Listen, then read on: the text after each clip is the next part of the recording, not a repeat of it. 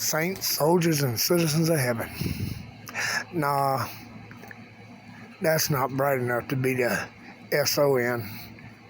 It's only bright enough to be the S-U-N.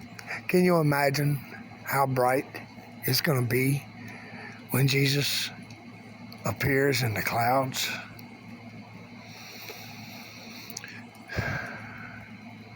We're told to look for Jesus.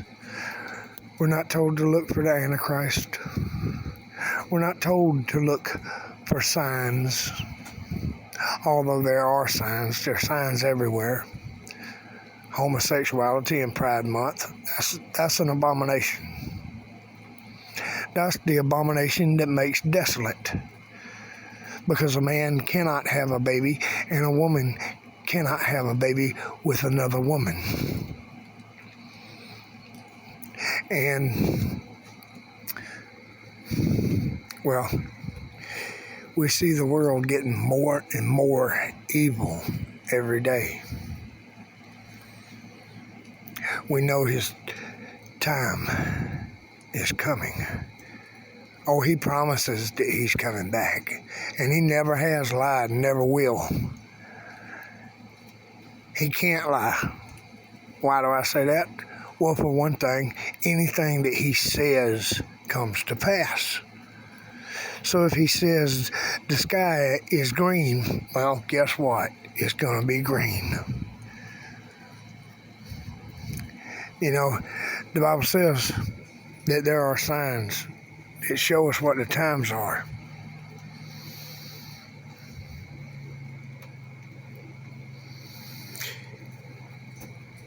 The Bible also says that we're to watch for Jesus. We're not to watch for the Antichrist. What did he tell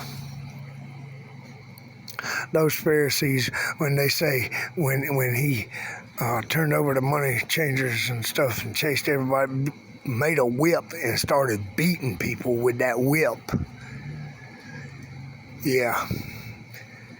And they said, show us a sign. He said, this wicked generation seeks after a sign, and there shall be no sign given to it.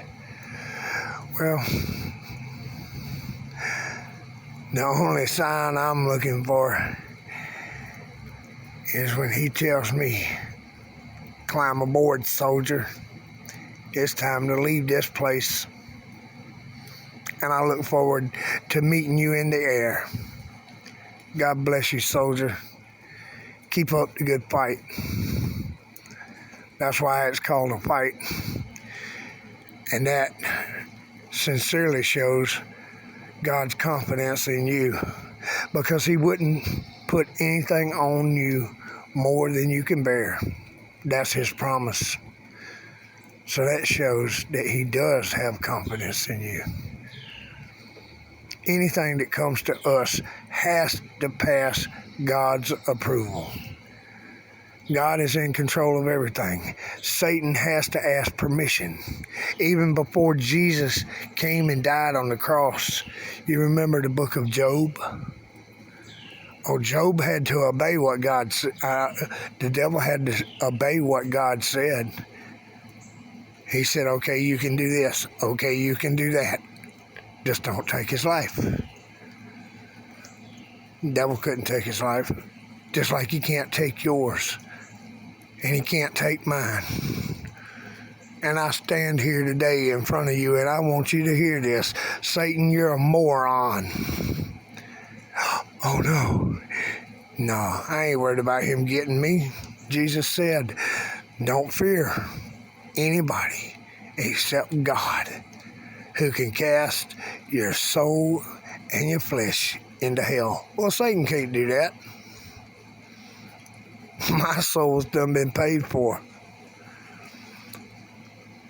And it was an extremely high price, which is something else I want to talk to you about. Now, we know that we call ourselves unworthy. But if I have a pencil and I put the price on that pencil as $1,000, That pencil might not be worth $1,000, but if somebody pays the $1,000, well, it's worth it. So God was willing to pay with the blood of his son. So I guess in his eyes, we were worth it. So don't call yourself unworthy, because the way I see it, that would be calling God a fool. He said, like I said, in his eyes, we were worth it.